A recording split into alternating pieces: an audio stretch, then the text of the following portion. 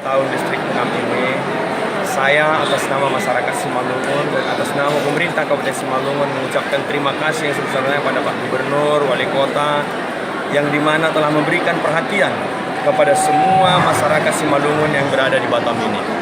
Yang kedua, saya berpesan kepada semua, khususnya masyarakat Simalungun, para jemaat, mari kita dukung pemerintah dalam rangka memberikan pelayanan agar pembangunan bisa berjalan dengan baik.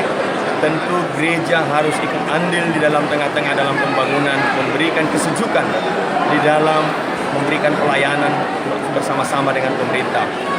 Yang selanjutnya dalam Jubileum 119 tahun ini, saya mengajak para seluruh anak-anak, khususnya keluarga besar Simalungun, jangan ada yang terlibat dalam narkoba, baik minum-minuman keras, termasuk perkelahian. Dan mari kita jaga keharmonisan, walaupun berbeda-beda agama, berbeda-beda suku, tapi kita tetap adalah bersatu, diikat oleh budaya. Untuk itu, sekali lagi saya mengajak seluruh, baik para pendeta, jemaat-jemaat, khususnya jemaat GKPS, mari kita sama-sama kita buat kondusif pelayanan-pelayanan kita di tengah-tengah, khususnya di Kepulauan Riau ini.